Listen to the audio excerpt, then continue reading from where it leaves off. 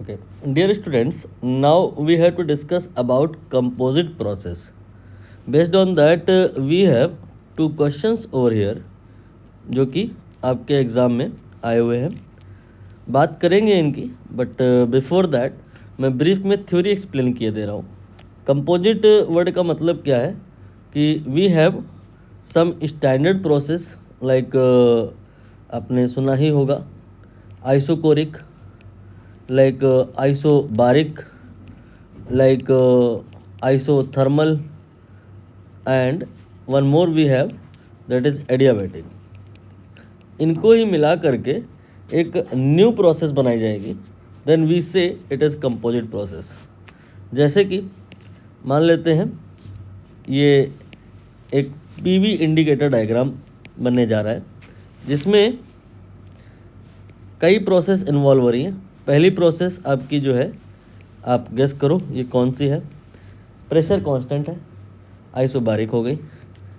दूसरी प्रोसेस ये वाली है, ये कौन सी है गेस करिए. यहाँ पर वॉल्यूम कांस्टेंट है, ये आइसोकोरिक हो गई. इसके बाद में नेक्स्ट जो प्रोसेस है वो ऐसे हो सकती है. यहाँ पर प्रेशर और वॉल्यूम का जो प्रोडक्ट है ये कांस्टेंट है, तो गेस करिए ये कौन सी है प्रोसेस. ये प्रोसेस आपकी आइसोथर्मल हो गई. तो यहाँ पर ये तीन प्रोसेस मिला करके आपने जो प्रोसेस बनाई, इस प्रोसेस को कहा जाएगा कंपोजिट प्रोसेस. ये एक साइक्लिक प्रोसेस भी है क्योंकि यहाँ पर जहाँ से आप चले थे वहीं पर आ गए. इसको हम लोग नेक्स्ट वीडियो में करेंगे, सेपरेट हेडिंग है इसके लिए. अभी हम लोग ये स्टैंडर्ड प्रोसेस को जोड़ करके जो प्रोसेस बनाएंगे वो साइक्लिक नहीं रहेगी. जैसे यहाँ पर देख लीजिए, आप यहाँ से चले, फिर आप डी पर आए और फिर वापस डी से ए तक नहीं आ रहे हो आप. क्लोज लूप नहीं बन रहा है प्रोसेस. यहाँ पर जो ये है साइक्लिक नहीं है. तो कंपोजिट प्रोसेस को हैंडल करने का तरीका वेरी इजी. ये कंपोजिट प्रोसेस जिन प्रोसेस से मिलकर के बनी है उनको आप सेपरेटली अलग अलग एनालाइज करिए. सबके लिए आप Q, डेल्टा U और W निकालिए और फिर टोटल के लिए जब निकालना हो तो इनको आप जोड़ दीजिए. इस तरह से इस तरह से कंपोजिट प्रोसेस डील करी जाएगी. इस क्वेश्चन की बात कर लेते हैं. यहाँ पर पॉइंट ए से आप स्टार्ट करते हो, बी पर आते हो, फिर सी पर आते हो एंड फाइनली डी पर आते हो.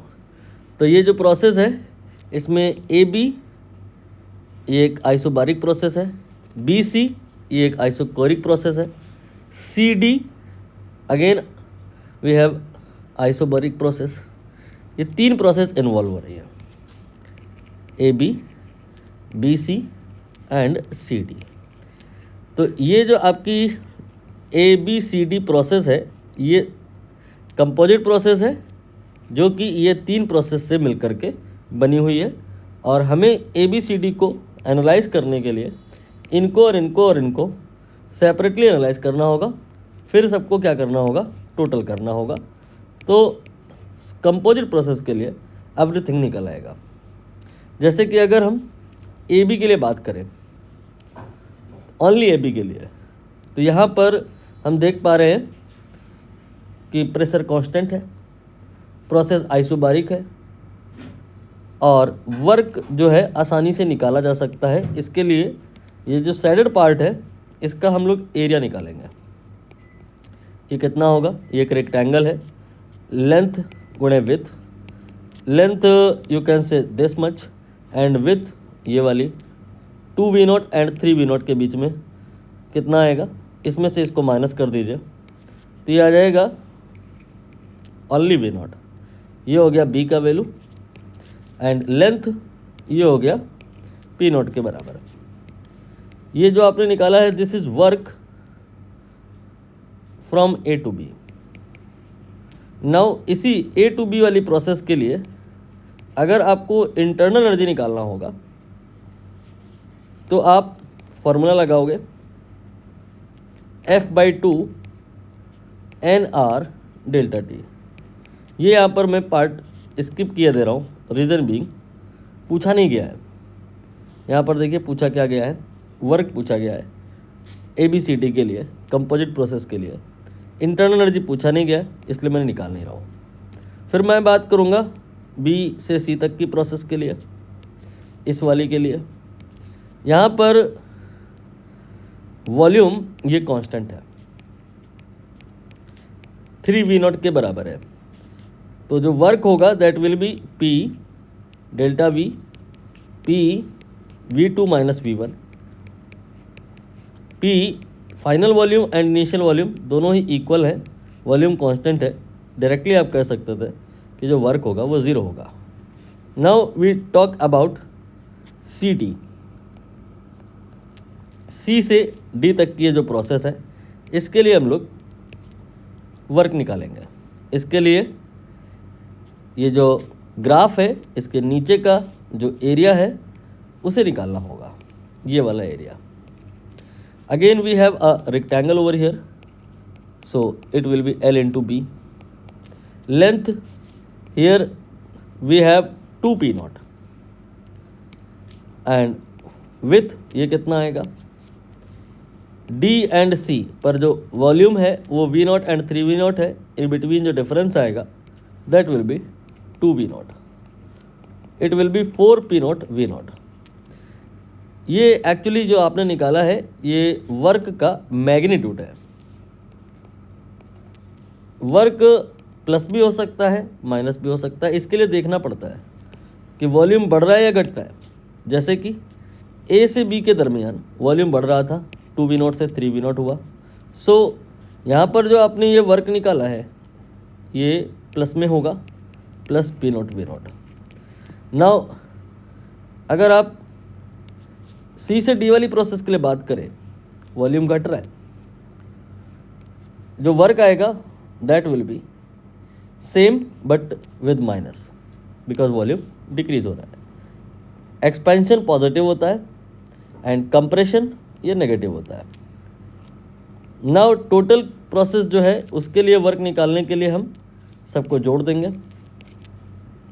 तो P0 V0 ये पहले वाले पार्ट का वर्क है, दूसरे वाले पार्ट में 0 है, तीसरे वाले पार्ट में 4P0 V0 है। इन सारे ही लोगों को आप जोड़ दीजिए, फाइनली आंसर नेगेटिव में आएगा -3P0 V0। ये रहा आंसर, ठीक है, कोई मुश्किल नहीं है। And with same pattern we can calculate internal energy, change in internal energy and heat for the composite process. सबके लिए अलग अलग निकालेंगे और फिर जोड़ देंगे। Now one more question here we have.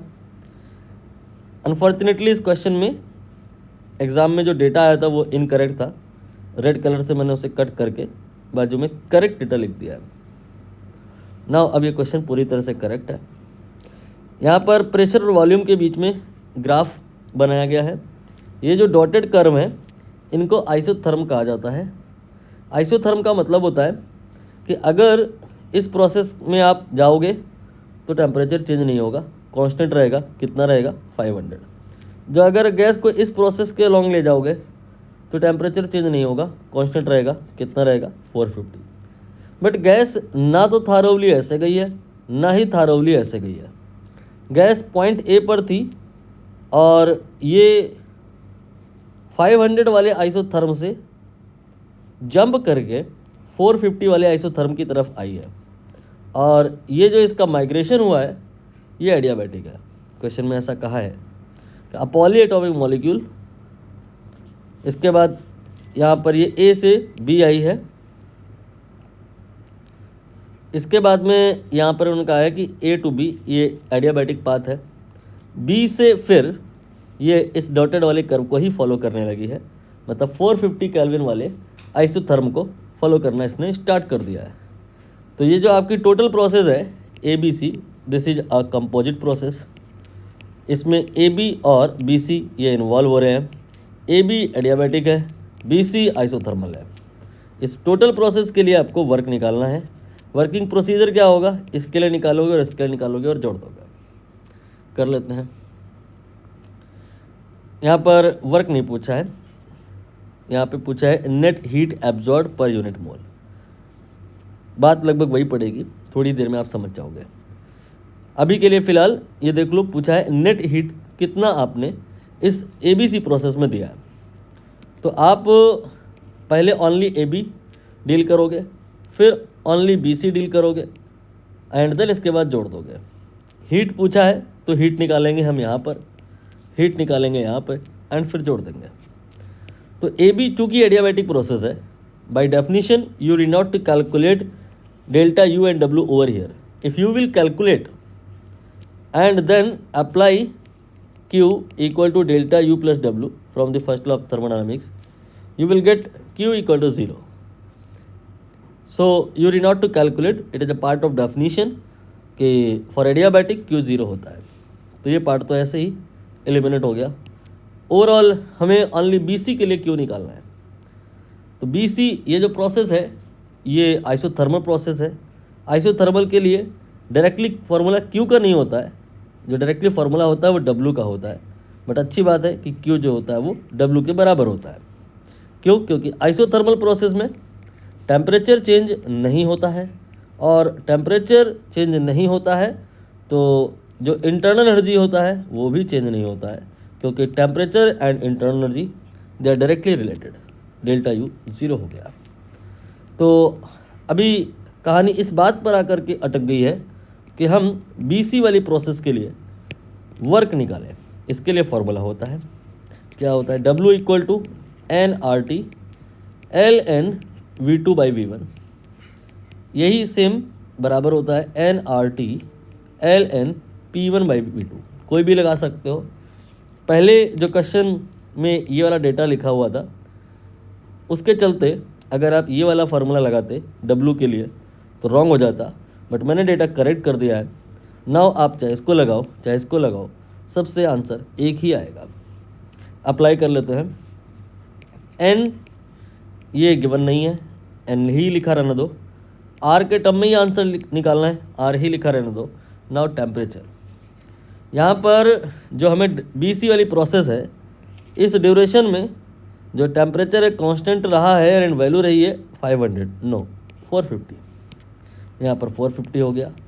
Now V2 by V1, V2 by V1 मतलब B से C आए हो ना, तो C पे वॉल्यूम देखो और B पे देखो, VC divide by VB, final volume divide by initial volume. तो ये आपका हो जाएगा W बाई N को मैंने डिवाइड में कर दिया है। कारण क्या है कि नेट हीट नहीं पूछा है पर यूनिट मोल, 1 मोल के लिए पूछा है। तो N की वैल्यू चाहे 1 यहाँ रख दो और चाहे W बाई N निकाल लो। तो ये 450 R then ln volume at point C, यहाँ पे देखिए दिया है 8 इंटू 10 की power -6 divided by volume at point B, ये भी कहीं ना कहीं दिया है, ये रहा 6। मैंने 10 की पावर -6 नहीं लिखा है, क्योंकि अगर हम लिखते भी तो यहाँ भी लिखते और यहाँ, और दोनों जगह कैंसिल हो जाता। तो जो वर्क पर यूनिट मोल आएगा दैट विल बी 450 R, ये आपका कैंसिल होके 4/3 हो जाएगा। नाउ प्रॉपर्टी लॉग की लगाएंगे, ln A by B equal to ln A minus ln B। यही है आंसर, फाइनल आंसर भी है और ये W का वैल्यू भी है। W in BC will be equal to Q in BC and Q in AB equal to 0। So total जो हीट होगा ये इसी के बराबर होगा जो आपने यहाँ पे निकाला है, 450 R in bracket ln4 minus ln3. Now you can try with modified data, you will get same answer.